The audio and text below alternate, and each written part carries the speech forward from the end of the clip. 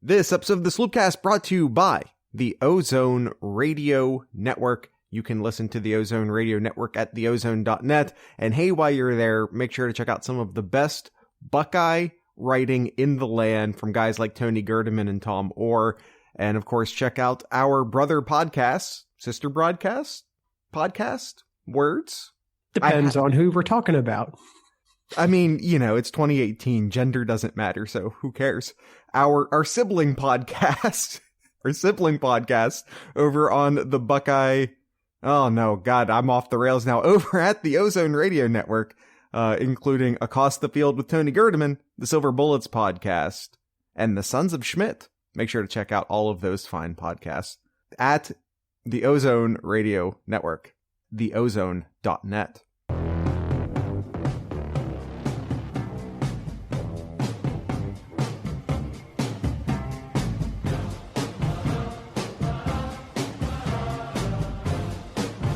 We've got barbecue back here. You're all invited.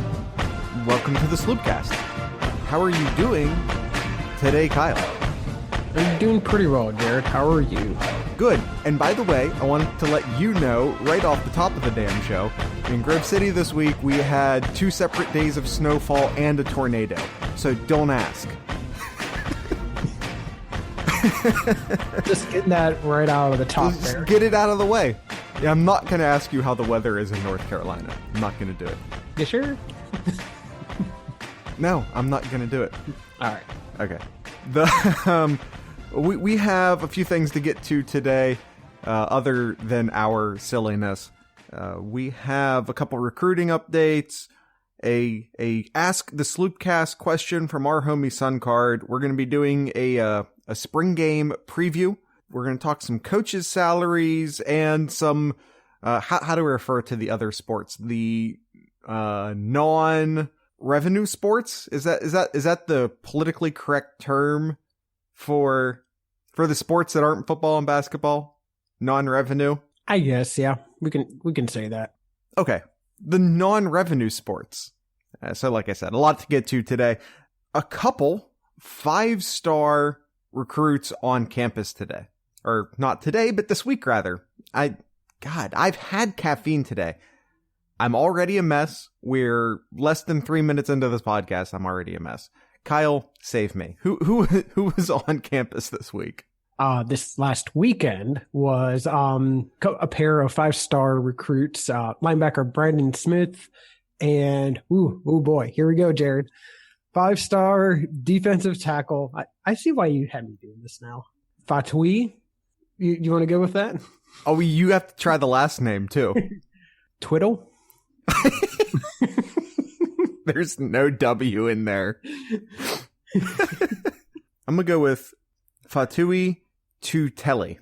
I'm sure I'm not any. I think I'm closer than you, but that doesn't make me right.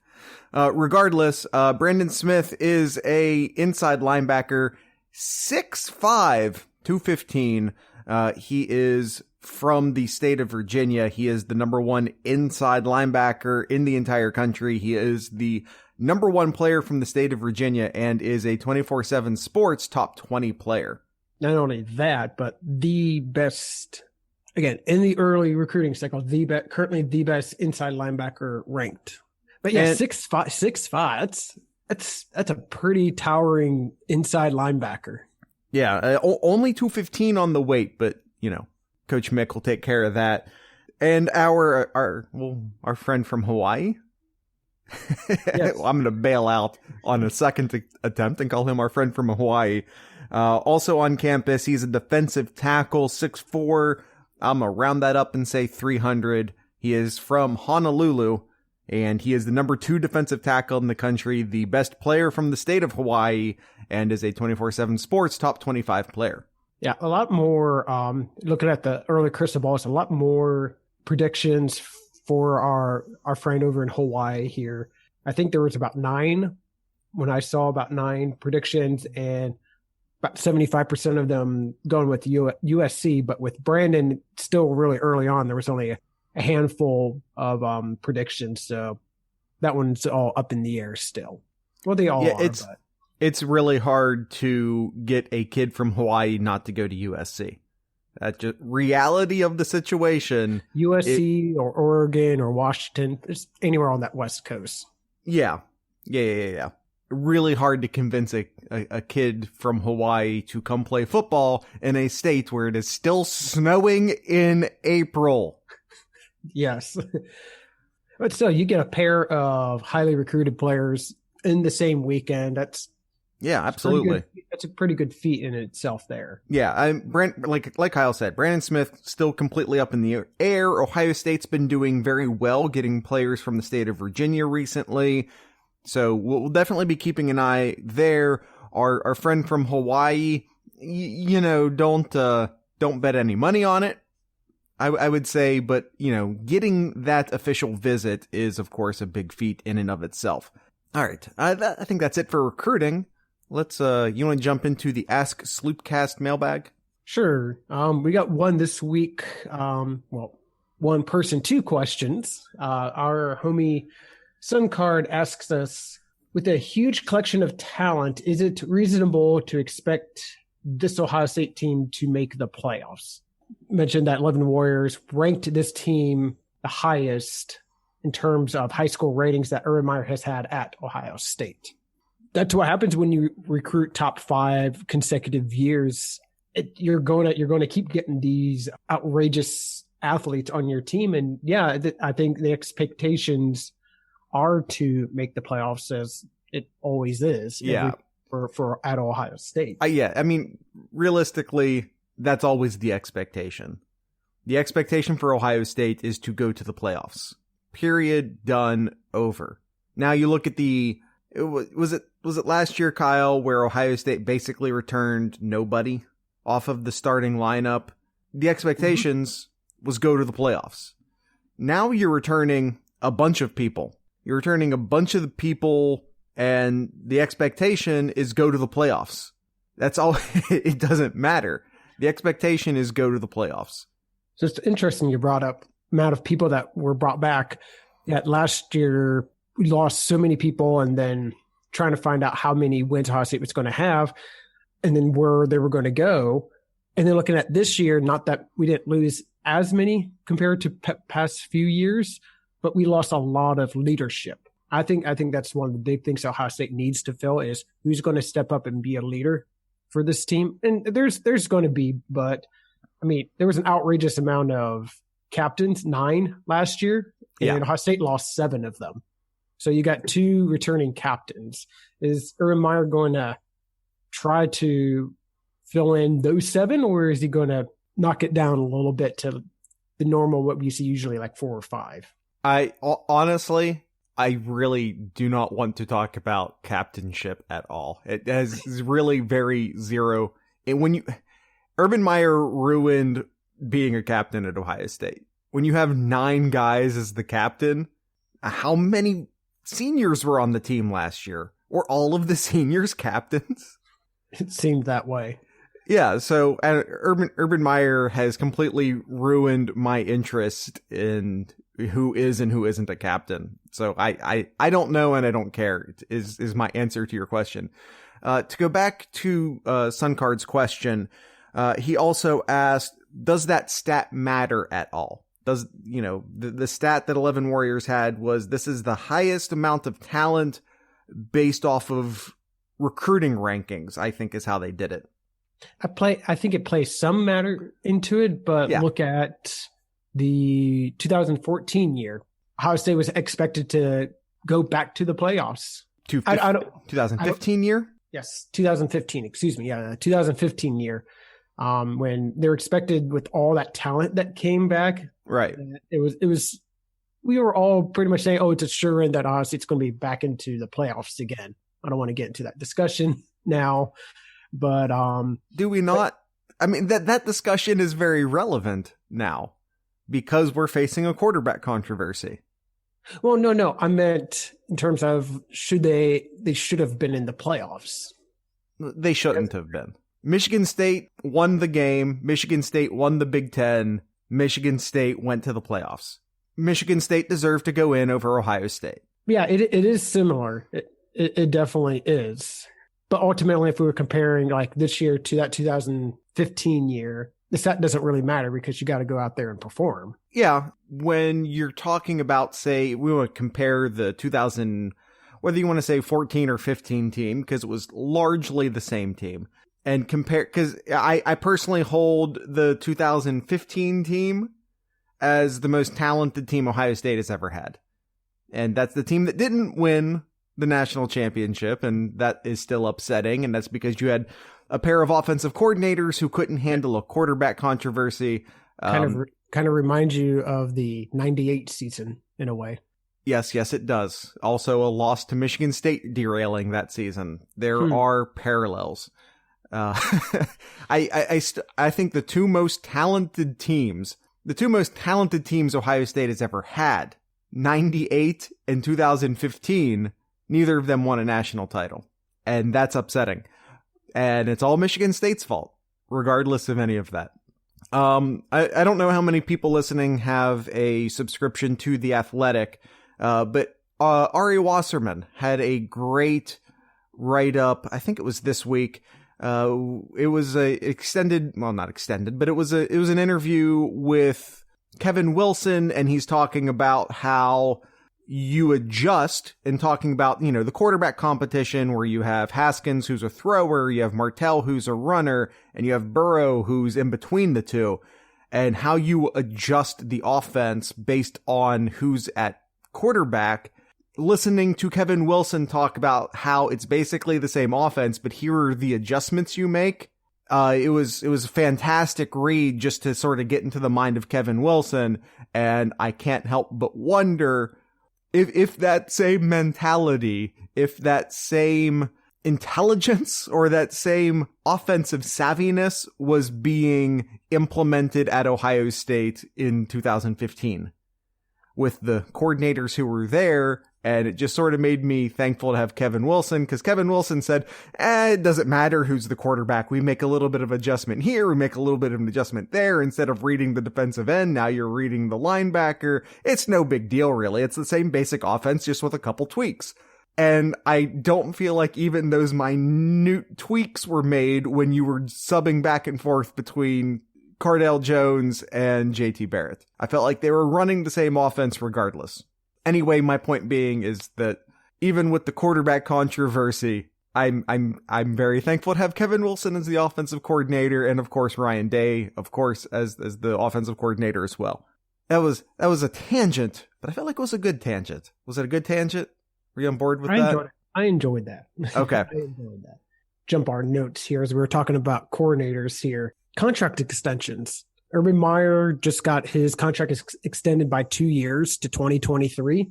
Now, after this extension, makes him the highest paid Big Ten coach by just $100,000. Over the king of sleepovers?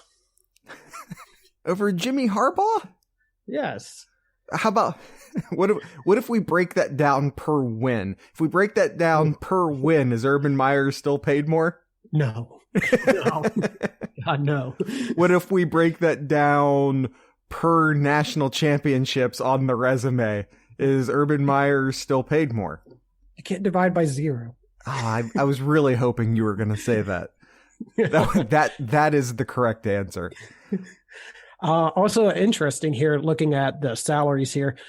This also marks the first time that any assistants got paid over $1 million. And there's two of them. Yeah. Ryan Day getting paid $1 million. He got his pay up by quite a bit. And then, actually both coordinators here, Ryan Day at $1 million and Greg Schiano at $1.5 million. Greg Schiano is like having a second head coach on the roster. Absolutely. Yeah. And then and Ryan Day should send a very, very expensive present down to Mike Vrabel in Tennessee. Because Mike Vrabel, in offering him an offensive coordinator position, basically increased Ryan Day's salary by $400,000. More than that. It's from what I'm seeing here. He got an $800,000 raise, pretty much. He was at $700,000 to $1.5 million. That's an $800,000. Oh, I was reading that chart wrong. Yes, what Kyle said is right. And the other two coordinators here, Wilson and Grinch, both coming in at 800,000 K too. So they were right there, just a tad under $1 million. So news to the rest of the Big Ten. If you want to do well, you got to pay your coordinators. You got to go out there, get good coordinators and pay them if you want to continue winning games and competing. Let me ask you this. Long term. No, forget long term. Let's play pot. Guys, we're a little bit light on the news, so we're going to have some fun here. Look at this current roster of assistant coaches. Let's say, and let's forget the reason. Mm-hmm. Let's just say health or family reasons or whatever, doesn't matter. Urban Meyer steps down as the head coach tomorrow. Who's your head coach? Kind of torn on that. Yeah, it's a good question. That's why I asked it. Right now, I'd probably say Schiano. Schiano is probably the guy most likely to get it on an interim basis. If you're just going to give the job over on an interim basis, Schiano is the obvious choice. He has the most head coaching experience. He's the highest paid assistant. He rightfully should be the head coach at Tennessee right now. He made Rutgers a watchable product. He has NFL experience. Greg Schiano, I would say, is the most obvious choice. But if you wanted to give the job over long term, I can't help but look at the two non-experienced, from a head coaching perspective, the two non-experienced coordinators. So you're looking at Day and Grinch? Day and Grinch. Grinch is a Mount Union guy. He's an Ohio guy.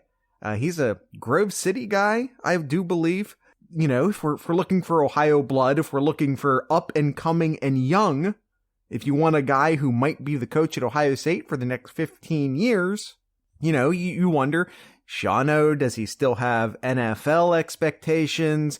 There is the baggage with Penn State, which I don't believe is deserved. I want to say that out loud. I don't believe that's fair or deserved, but it exists.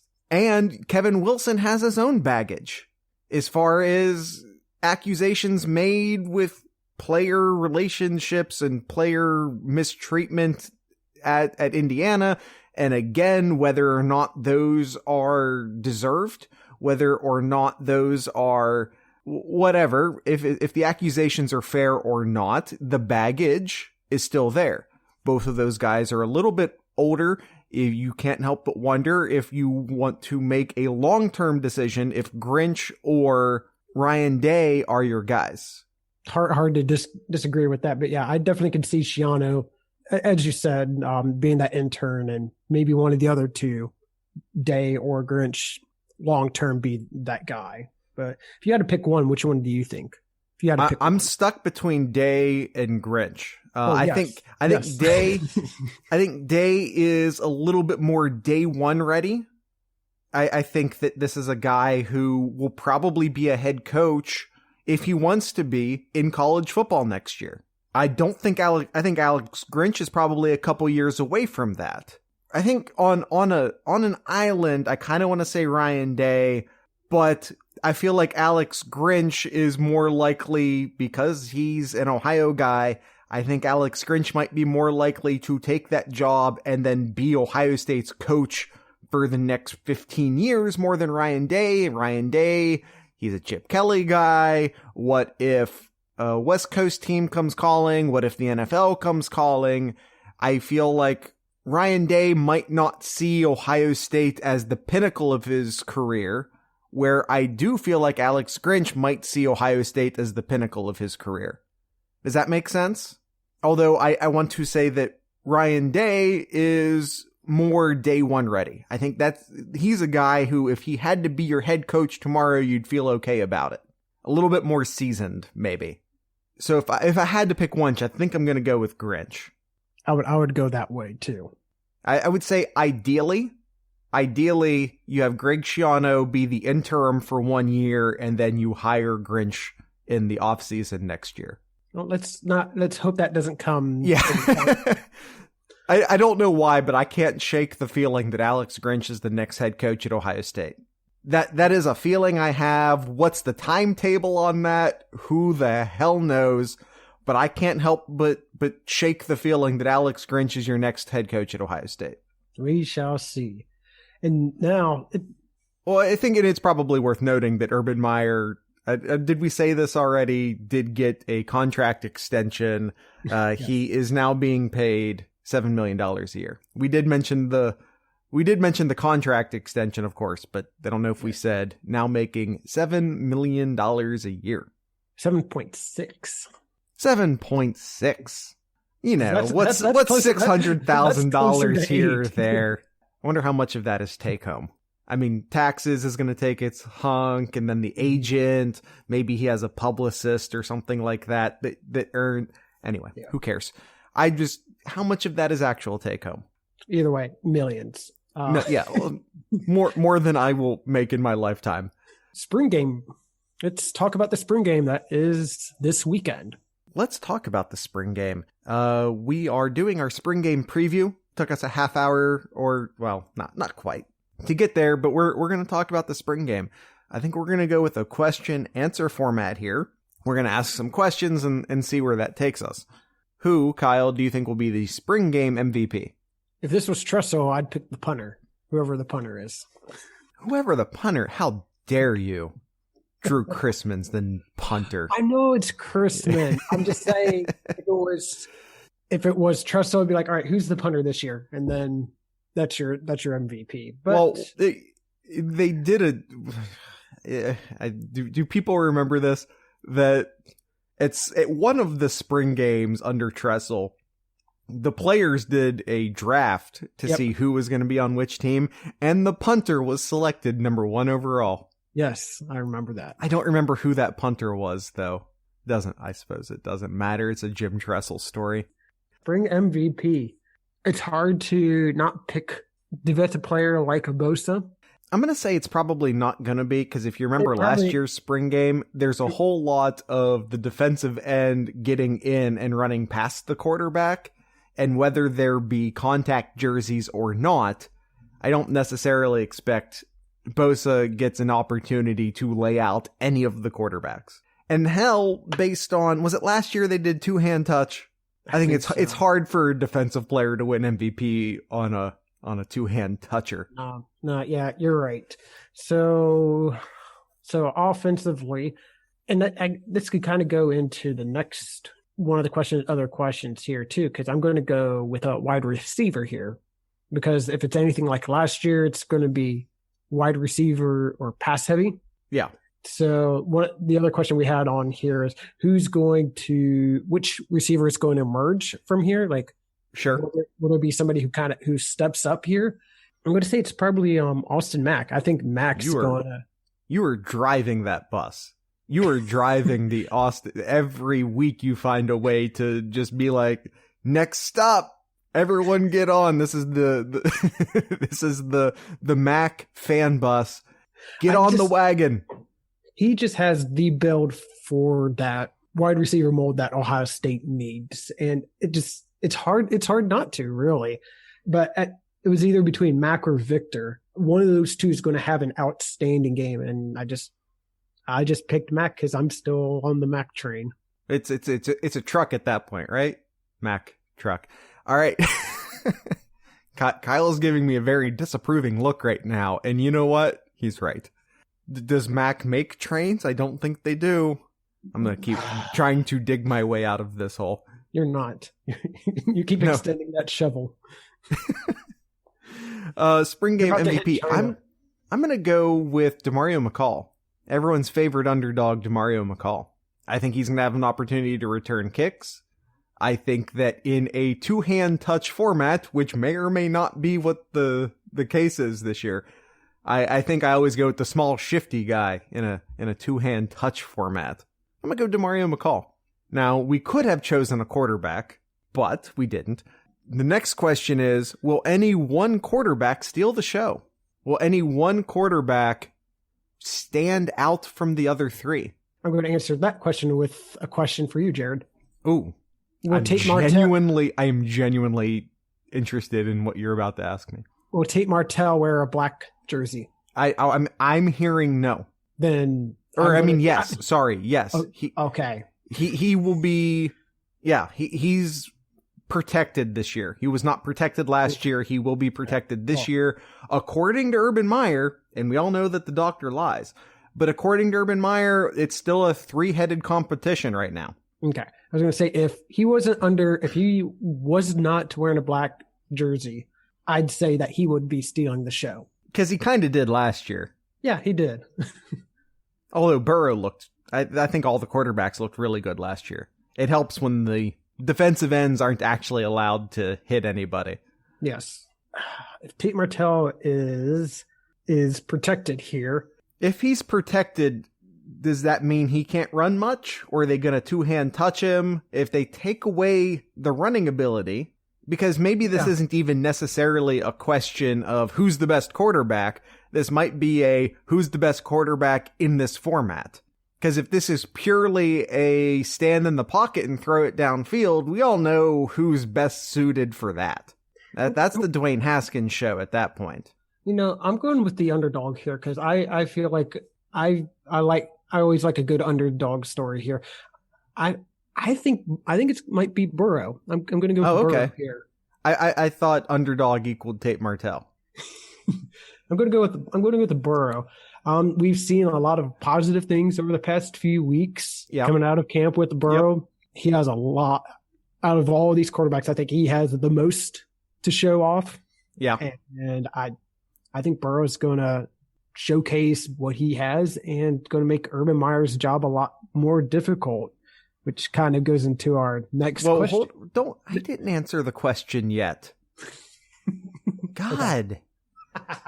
And by the way, I think you're right. I think it's Joe Burrow. And let me tell you, but I don't think you hit on the key reason. I don't believe you hit on the key reason.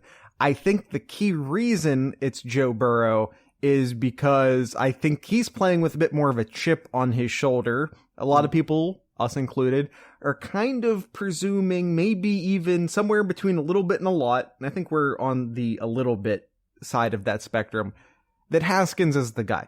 I think that pisses off Joe Burrow. I think that a lot of people expect him to transfer. A lot of people expect that he's not going to win the job. A lot of people expect. I think he's playing with a chip on his shoulder.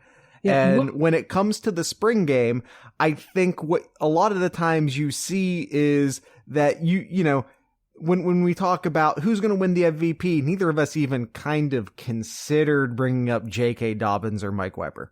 Why? Because they're not going to get that many carries. Neither of them really have anything to prove. You know who has something to prove in this spring game? Every quarterback. Joe Burrow especially. Because even if Joe Burrow does not end up winning this job, he's still showcasing his talent to everyone in Lincoln or anywhere else where he could potentially end up. Mm-hmm.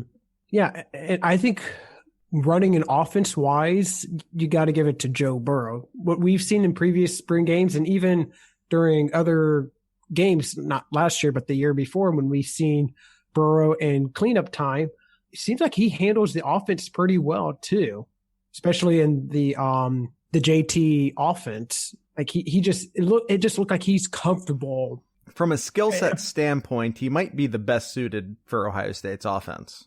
Mm-hmm. If they continue to run the Ohio State offense that we've seen. If Ohio State wants to move more pro, then maybe it's Haskins, but yeah, it's really come down to that. And we mentioned that months ago too. Depending on what Ohio State wants, what Urban Meyer wants to do, I think it's going to dictate who the quarterback's going to be. And a lot of it, I don't know if I agree with that. I do. Well, yeah, I'm not saying you have to agree with me. I'm saying I think Urban Meyer is going to select the quarterback who he thinks is best going to give his team a chance to win and then tailor the offense. Again, if people have subscriptions to The Athletic, I highly recommend reading that Ari Wasserman thing. It was really good. When I say tailor the offense to that quarterback, it's pretty minor adjustments. Well, here's another side of that too. If you're fine with either quarterback, you have two styles of quarterback and you're perfectly fine with them. You look at what you have on your other weapons too. How does your running back core look? How does your receivers look? And based off of that too, then. and in your offensive line too. So you look at all your other skill sets on your offense and determine that as well as what you want to run your offense too. If you're dead even with your quarterbacks, I got a pro style quarterback, I got a dual threat quarterback, I'm perfectly happy with either quarterback. Then you look at what you can do with your offense with your other positions. And I think with what Ohio State has right now, I'd say probably more of a pro style than with the type of running backs Ohio State has. And the experience at wide receiver. Experience at wide receivers, especially them being good at pass blocking. They've really improved over the course of last season. It helped tremendously. And we have some pretty good tight ends who can block really well down the field.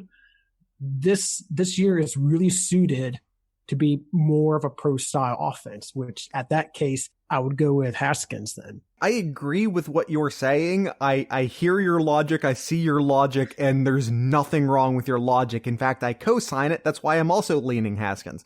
But what I'm telling you is that I don't think that's how Urban Meyer is going to make his decision. No, I don't think so either, but okay. That's how I would. Then why are we agreeing with each other so aggressively? Because it's fun. We're having an argument in which we agree with each other. Jared's best scenario. Arguing, but agreeing. Okay. So second question for you, still based on the quarterbacks. Will the team selection give us any clues about the quarterback battle? Do you have any idea what I put that question in the notes. Do you have any idea what I'm talking about there? I do. Normally they kind of put more first team who Urban Meyer wants as his first team on one team and then second team on another then, right? Is that what you're going at? No, not at all. All right. What I'm going at here is that we have two teams. All right, let's do some math, everybody. If you need a pen and pencil, hold on, I'll give you a moment. Okay, so you got your pen and your pencil. If that wasn't enough time, hit pause. We have two quarterbacks, or excuse me, we have two teams. All right, start over. Erase that. We have... I'm using a pen. We have two teams. We have three quarterbacks. So what happens, Kyle, if we do some division here, we are left over with a remainder of one. Okay? So that means that two of the quarterbacks will be on one of the teams, and one of the quarterbacks will be on the other team. Okay. Does the quarterback who has his own team, is that an indicator? Is that an indicator of who is leading the quarterback battle? Because in my eyes, and maybe I'm wrong, I don't think they've released a roster yet. I don't know. Has Urban Meyer ever pre-released a roster for the spring game? I don't think so. Not early, no. In the scenario in my mind, you have, say, Dwayne Haskins on one team, you have Joe Burrow on another team.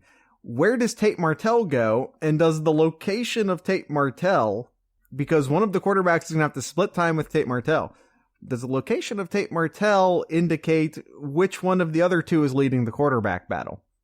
Depends on... See, I see this as two different scenarios. Depends on how Urban splits the team. Is he wanting more of a first-team offense versus first-team defense? Or is he trying to really split up? He's never really... Quarterback one go on team A, quarterback two go on team B. Lineman one go on one, lineman two go on two, and keep on and really just split up so the teams are, quote, equal then. I think that the only thing I've seen him do is keep position groups together. So I think they'll try to keep the core of the offensive line on one team. Okay, so if that's the case, if he's trying to keep like all offensive linemen on one team, and then you have your quarterback one on one team, I can see quarterback two on the same team as quarterback one, and then whoever quarterback three will be by himself then. This is an absurd conversation, but I love it. Well, but then you're going to swap quarterback one and two with the same offense. But I don't think you should worry about where the offensive line is, because the quarterbacks will be wearing non-contact jerseys. So I don't think you necessarily have to worry about that. I think more telling is who gets matched up with the first wide receivers. Of course, to know that, we'd have to know who the first team wide receivers are, which we don't. Well, it would be Mac and Victor. Mac and Victor are both of the same position. Shit, right. I don't think we're ever going to know, Jared, even after watching it. Oh, but we're going to try next week. We're going to break down who was on what roster and try and decide who's leading the quarterback battle based on that. Because Urban Meyer is a liar. His pants are on fire. The doctor lies. He keeps talking about how it's a completely even race. Maybe one day this guy's better and maybe the other day this guy's better. The quarterback battle's an even race. And I don't believe him. I don't believe that it is a perfect three-way tie. I don't think so. The doctor lies. I think it's a 2 race. Oh, even regardless of that, even if we're just talking about 2 quarterbacks, then I still don't believe that it's completely 100% even. I don't believe that it's 50%, 50%. I think that's what he says. I think that's what he wants us to hear. The doctor lies. So in reality, who is actually the starting quarterback? We are going to try to figure that out by hyper-analyzing the rosters. And that's going to be fun. Look forward to that on next week's episode.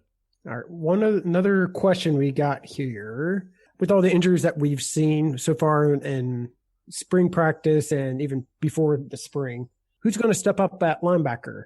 A lot of holes to fill in. A lot of big names to fill those holes, but we've had injuries with the linebackers, more so with Tough Borland here.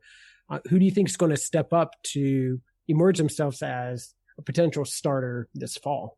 I mean, we kind of talked about this last week. I'm pretty solid as far as if Tough. So once again, talk about how the doctor lies. Urban Meyer was like, well, the linebackers are the linebackers. We don't really have a starting core of linebackers yet, he said in early press conferences. Then Tough Borland gets hurt, and someone asked, well, was Tough Borland definitely going to be a starter? And he was like, yup. So once the information becomes irrelevant, you'd be like, yeah, he was going to be a starter. I still think that, Tony Gerdeman this week on the Ozone released a guess, I guess, at the depth chart, and he had both Hilliard and Browning as a starter at the middle linebacker. I don't see that happening. I see Hilliard starting at one of the outside linebackers. I see Browning and I've forgot his name. Kyle, help me out here. He wears number 39. Harrison, Browning. Yes, Harrison. Thank you. Harrison, Browning, Hilliard, I think are your 3 linebackers. Seeing as how Browning is one of the guys who's not yet seen the field much as a Buckeye, I think that's again, with a spring game, you kind of have to play the who has the most to prove, who's going to be the hungriest. And I think Browning's your guy because, again, he's not really seen the field much yet for Ohio State.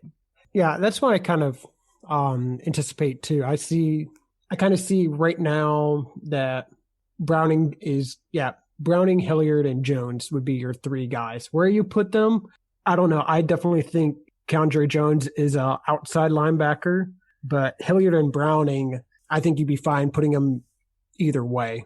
Maybe put Hilliard in the middle and then Browning outside, but I think either way you'd be fine. I think Browning is, if you were creating a player back in the NCAA football days, back in the EA NCAA football days, I think if you were creating a middle linebacker, he would look a lot like Browning. I think that's your middle linebacker. I think if you're going to bump one of them outside, I think Hilliard's the guy you bump outside. Okay. All right. What's next? What question we have next? Next question here. Will the O-line be terrible? Yes. The O-line is going to look terrible. And I base this on, I mean, we've talked about this in the past. Your offensive line has to play as a unit, and your defensive line, not so much. And that's why the offensive line typically looks terrible in spring games. I think we don't know who the center is. I think we don't know who the right guard is. We're starting to get some indication that Maybe we know who, Thayer Munford is maybe going to be your starting right tackle. Once again, if we're looking at roster selections, we might get a hint as to who is currently winning the right guard and center battle. If we see Thayer Munford and Michael Jordan and Isaiah Prince all on one team, it'll be very, very interesting to find out who is starting at center and right guard on that same team. Those are your leaders in the clubhouse. If that's the case, then that offensive line might play well, but ultimately the other offensive line is going to get trashed because they have not been playing necessarily as a unit. And when it comes down to it, as deep as Ohio State is at guard, and I do think Ohio State's very deep at guard right now, the tackle position is inexperienced. It's not bad. There's a lot of talent there, but the tackle position in its depth in the bench is very inexperienced. And the defensive ends are crazy. They're some crazy human beings at the defensive end position. The defensive tackle position is as good as it has ever been at Ohio State, especially from a depth standpoint. And the defensive line's just better than the offensive line. And that's probably true even if we don't have to talk about unit cohesion. But we are talking about unit cohesion. So expect the defensive line to trash the offensive line. Not even close. As we've mentioned even earlier episodes here, probably the best defensive line at Ohio State overall, period. Yeah. Year. I mean, because the defensive tackle position has been okay at Ohio State under Urban Meyer. I don't think they've really replaced Adolphus Washington since Adolphus Washington left, and I don't mean to disrespect Tracy Sprinkle, but he was a good defensive tackle on the college level. Michael Hill, I have my issues with that I've talked about. The defensive tackle position at Ohio State has just been okay in the past. It's not been to the same hyper level that the defensive ends have been, like I said, especially since Adolphus Washington left. Now you have Draymond Jones, who I think is great. Big Bob Landers is one of my favorite guys. Antoine coming in as a junior transfer. I think the defensive tackle position is going, like I said, this year, especially from a depth standpoint, is going to be the best defensive tackle crew, the best defensive tackle group that Ohio State has ever had, period. Yeah, I think depth has a lot to do with it. I mean, there's been some great defensive tackles that Ohio State's had. I mean, not in... Is there any one defensive tackle on this team right now that's better than, like, Dan Wilkinson? Probably not. But from a pure depth standpoint... That was a big jump there. Yeah. That was a big jump. That's like trying to compare any of these linebackers to the Cat. So... Or any of the offensive tackles to Orlando Pace. Yes. I'm not saying it's not yet to be seen if any one of these guys is a truly elite special player, but from a pure depth standpoint. Yeah, depth, definitely. So if the unfortunate happens, one of them gets their ankle rolled or worse or anything like that, we could plug another one in and we'd be fine. That was always an issue that Ohio State's had, that we had good players starting, but then especially at defensive tackle. Yeah, and then but if one got injured, it was just like, oh boy, this is going to hurt. And we've seen that past couple of years with the Rushman package to kind of make up for that too. Part of that's to get the great defensive ends that Ohio State had, to get them on the field. Yeah, that's what Urban wants to do, get your best players on the field. But the other thing too is just the depth at tackle was not there, and that's not the case coming into this season. No, it is not. The depth at defensive tackle, I've already said it a dozen times. Yes. We can move on. Yes. All right, what question's next, Kyle? If it's anything like last year, I put the total score over under at 80. You take the over or under at 80 points total. Over. And I'll tell you why, because the quarterbacks are wearing non-contact jerseys. It's a hell of a lot easier to play quarterback when you know you aren't going to get hit. When Joey Bosa Joey Bosa. When Nick Bosa runs past you instead of hitting you, and then you can just simply step up and throw the ball instead of getting hit, instead of having the fear of getting hit, it's a hell of a lot easier to play quarterback. The wide receivers are very deep this year. The defensive backs are inexperienced. They're insanely talented, but inexperienced. I think that the passing game is going to look ridiculous this year, and it's not because Ohio State's defense is bad. It's because they're playing with more of a handicap, with the quarterbacks wearing non-contact jerseys and with the youth at the defensive back position. The defense is playing with a pretty severe handicap in the spring game, as they typically do. The quarterbacks are all trying to prove something. The quarterbacks are all wearing non-contact jerseys. It's going to be an air raid at the shoe this Saturday. I'm going over 80. I'm going over 80 by a lot. What do you think, Kyle? I agree. I looking at it again, I maybe should have made it more of over under at 90. I think 80 is a good number. But yeah, 80 is a decent number. I mean, 40 by each team, that is a lot. I thought it was a higher score last year. I was just looking up the spring game. But, I think what I had was fine. The over-under, well, not over-under, but the score last year was 38-31. I think, yeah. I mean, no, I know what I'm saying. 80 is a good number. Haskins and Burrow were both putting on a show, but like competing for second quarterback and not first quarterback. Yeah. The motivation's going to be different. I mean, I'm trying to sound sure when I say, yeah, we're going to go over 80, but no, 80 is a good number. All right.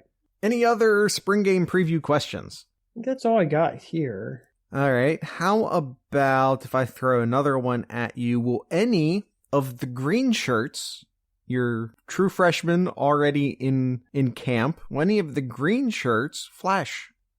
Any flashes from the green shirts? Any flashes from the upcoming true freshmen? I don't know. Maybe we'll see a good dose of maybe Master Teague. I think Master Teague's a good place to start. Absolutely. You're talking about a running back with something to prove. I don't think that we necessarily see, you'll see Dobbins and Weber get over under combined carries from Deber. Yeah, from Deber. Yeah, Deber. There you go. Deber.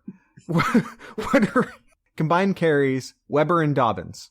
Where do you think that number is? I'm gonna stick an over under at 10. I was gonna say 13. So you're gonna go over, but not by much? Yeah. I'm gonna go under. Those are two guys gonna get a lot of carries this year. Why put any wear and tear on their body? Maybe if they do first quarter two-hand touch again, maybe they get more. Yeah. But once they start tackling, or if they're tackling the entire time, we're going to go under on that 10. So yeah, that's going to open up a opportunity for the young running backs, the unproven running backs. Absolutely. And there's plenty of them on the roster. All right. Any other? We have Tyreek Johnson, Tommy Toji, Matthew Jones, Max Ray, Dallas Gant. Not going to count Antoine Jackson, Seven Banks, and the previously mentioned Master Teague. I think of any of them, the one who's going to make the biggest splash would be Master Teague, just because he's on the offense and can get the ball. How about if I'm going to throw a Tommy Toji at you? Depends on, like, if it's the fourth quarter or something like that. Yeah, I can see that. Yeah, if they're going just full on, everybody's out. Here's our third string and freshman, and it's all just full go. Yeah, I can see that. Yeah. A lot of positive buzz around Dallas Gant right now. What do you think about Dallas Gant? I'd still like Tommy over Gant in terms of making the biggest splash. But yeah, I think of all the other positions, your offensive line, your secondary, you're not really going to see too much. All right, let me throw one more spring game preview question at you, Kyle. Is there a Ohio State player who the non-geek, if the casual Ohio State fan, someone that the casual Ohio State fan does not know, a name that the casual Ohio State fan does not know, will they learn this person's name by the end of the game? Any player, under the radar player, I don't care what class they're in, an under the radar player who most people don't know about, but they might after. I think so. I think you could pick probably a name out of the Zone 6 team. Absolutely. I'm on board with that. I think you could go with someone like a Jalen Harris. Oh, that was my guy. Or maybe bastard. Cameron, that was the name I was going to use. Keep an eye on him. He's going to be wearing number 15. We'll see if he makes some splash here. Master Teague, I think, is probably, if we want to throw another shout out to Master Teague, potentially a name you could throw into that. I think that there's a bunch of linebackers. I think when you start talking about the linebackers, like, I feel like maybe most of the fans, the casual fans, know who.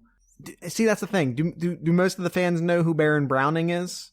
Not really seen the field much yet for Ohio State. If you don't know who he is, I feel like you will by the end of the spring game. So then you have to start asking the question, okay, who does the casual fan know about and who don't they know about? I think the secondary is going to get, and the offensive line are probably going to get trashed just because it's the spring game. And that's how the spring game typically goes. Yep. All right, I think that's it. Do you have any other observations or any other questions going into the spring game? No, it looks like it's going to be a pretty nice day in Columbus. So we'll see how many people do come out. I know the early weather has a chance of thunderstorm, but if you plan on going, make sure you get tickets now.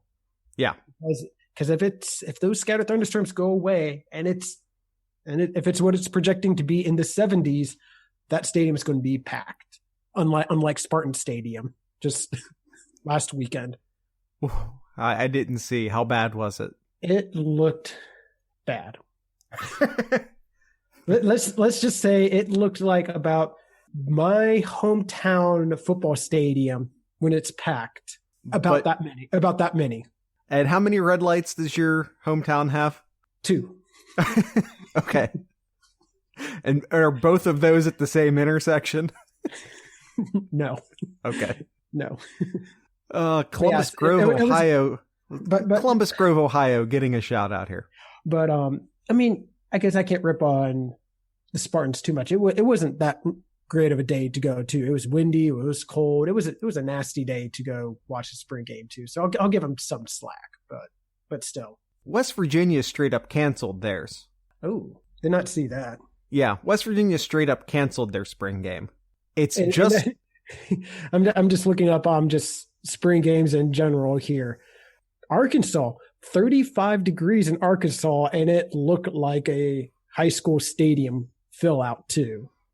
Ole Miss looked worse. I don't even see anybody in Ole Miss. Wow, you could probably count the single fan that's there.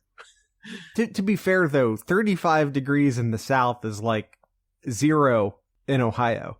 True. It's just, what we're accustomed to. Okay, let's end the show. We're officially talking about weather again, you son of a bitch. Ha! I win. I want to thank everyone for listening to today's Sloopcast, including the weather forecast. The weather forecast. Sloopcast weather forecast. Brought to you by Kyle Cook. Hey, you started it this morning. You started it. You started the first thing. First thing. It was all you. I was just getting it out of the way because I thought that would stop any further discussion of the weather, but yet here you are sneaking it in at the end of the show. Because you're you. It's just sport for you at this point, isn't it? Mm-hmm. I want to thank everyone for listening to today's Sloopcast. Want to encourage everyone to check out all of our social media stuffs. Twitter page where we are the most active, the Instagram page where we post things occasionally, and the Facebook page, which we do a fair amount of. If you're only following us on one of them, follow us on the other. If you're not following us on any of them, what the hell, man? Come on. Show us some love. We give you this show every week for free. Give us a follow. And if you're following us, give us some retweets or some shares or something. When we announce a new episode, hit that retweet button, hit that share button. Help us out. That's it. Also very helpful, other than those shares and those retweets, are the reviews on Apple Podcast, or wherever else it is that you can rate and review this show. If you can jump over there, give us a 5-star or a thumbs up or a 10-star, whatever the hell the system is, give us the best. That's all I ask. We try to give you the best every week. Try to give us the best that one time on that review system. Let's see, Kyle, what else? Check out our Apple Music page. You can find us at Sloopcast on Apple Music. There's a bunch of playlists out there. There are playlists dedicated strictly to Dayton, Akron, Columbus, Cincinnati, and Cleveland, local artists from those places.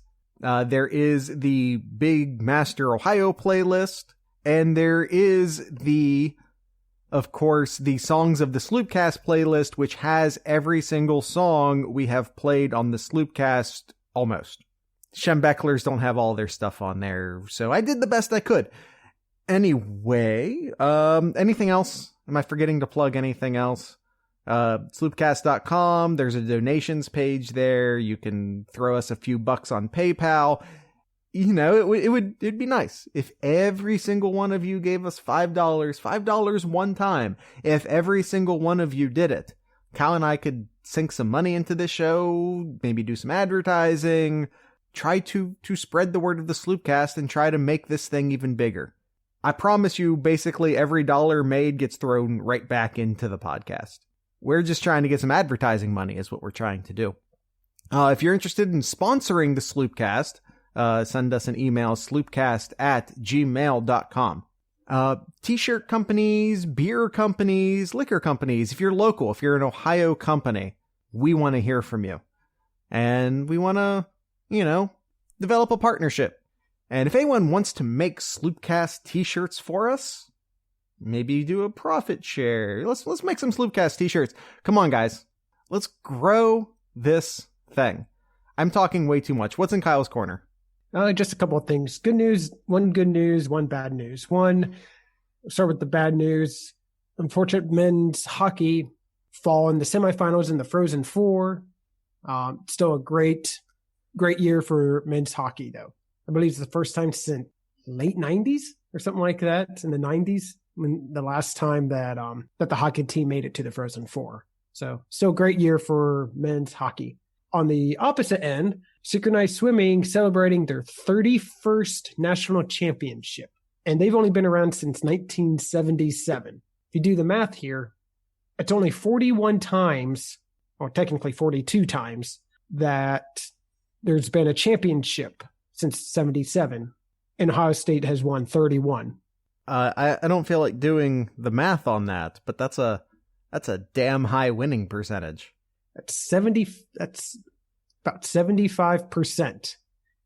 And if you want more math, that's a higher percentage than Ohio State football winning percentage overall. How's that compared to Jim Harbaugh's winning percentage? Oh, not even close. Fair enough. Anything else? Anything else in the Kyle's Corner? No, that's about all I have. All right. So I guess that's it. I guess that's it for today's show. I think this was a fun one. Did you have fun today, Kyle? I did. Are you heading to the spring game? I am not. It's easier to until they get that Wi-Fi, which get that Wi-Fi in the shoe. It's just easier for me to sort of cover the game from my couch. Mm-hmm. And I just saw that they're looking to... Hey, unless maybe Tony Gerdeman wants to get me in that press box. Come on, Tony. Help a brother out. Well, I saw that they're trying to get Wi-Fi in both the shoe and Schottenstein by 2019-20 season, which is still about 10 years too late, but... Yeah, it's a quality 15 years behind schedule. I think there was some sort of legal issue between Ohio State and Verizon? AT&T. Because they were supposed to do it and they never did it. There were lawsuits. I don't know the whole story, so we'll just end that there. Tonight's ending music is by a Columbus band called Brat Curse. I just saw these guys. I actually just learned about these guys last Friday. Went to go see Twin Peaks and the Districts, who were at the Newport Friday night, and Brat Curse opened up the show. Just learned about them, just getting on board with these guys. So I thought, hey, why not? The crowd was certainly into them. It was a great show all around. All three bands, very good. I love the Newport, but guys, you got to do something about that sound system. If anyone from the Newport is listening, you got to step up your sound system game a tad. Just throwing shade at the Newport. Why not? That's weird. Okay, Brat Curse. Brat Curse is the ending band. The name of this song is About Time. Once again, Columbus band called Brat Curse, and the name of the song is About Time. Oh, about time. Kind of like getting Wi-Fi in the shoe, huh? It's about time? I'm on my bad joke game today. With all of that being said, I want to encourage everyone to drink local beer, listen to local music, and of course, support your local podcasters. Once again, this is Brat Curse.